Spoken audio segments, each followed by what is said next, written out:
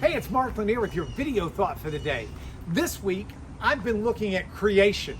I started out looking at the creation story in the Garden of Eden, and then we went from there in my failed potato experiment into the issue of Noah and the tragic need to recreate that which had been destroyed by self-seeking, horribly evil, wicked people.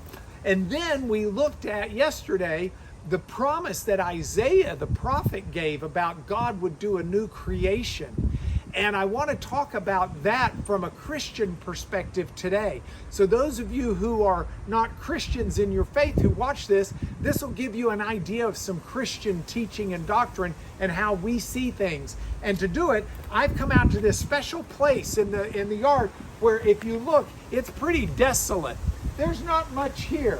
My wife Becky is shooting this. Becky, can you scan kind of down and show the dirt? See how it's just kind of icky-bicky, nothing there?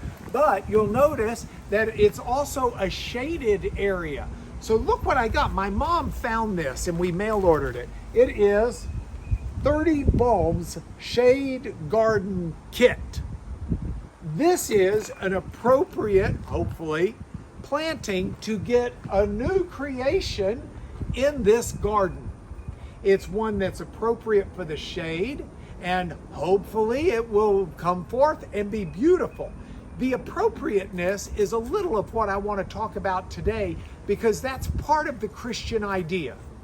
The Christian idea is that we humans have failed to maintain the purity of God.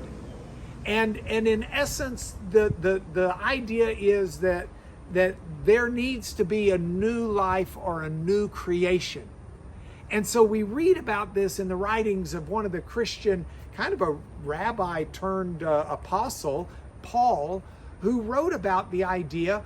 He said when Christ was crucified that he shared in that crucifixion. It's in Galatians 2:20. He says, I've been crucified with Christ.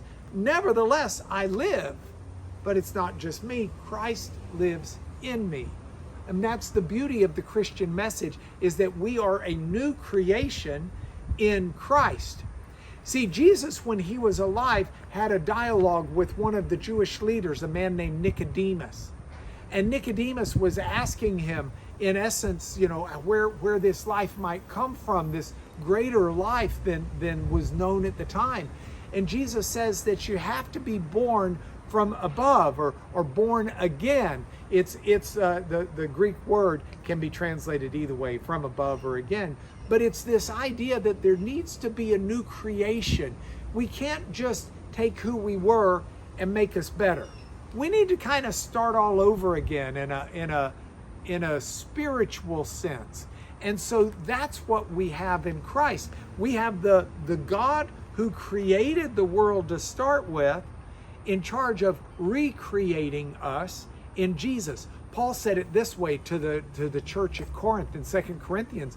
He said, if anybody is in Christ, then that person's a new creation. And it's this really neat idea that my identity is no longer just Mark Lanier with his own faults and problems. But my identity is found with Christ, with whom I'm associated, who makes me new and fresh in his creative ability, so that now my identity is tied up with him and not with me. And so the idea of being a new creation in Christ is really at its core just an idea of saying, God, I'm no longer coming to you simply as Mark Lanier on his merit. But I'm coming to you asking you to replant my garden, to create in me a clean heart, as the psalmist says in Psalm 51, to renew a right spirit within me. And that is done in Christ. As a Christian, we believe that to be the case. So where does this leave me for my video thought for the day? It's no matter how bad, how dirty, how rotten, how soiled you may be, you have a chance before God to let him make you a new creation and to bring forth from your barren soil a garden made specifically for you and your place in life. It's something you can chew on. We'll finish these creation stories with a look forward tomorrow, but that's your video thought for today.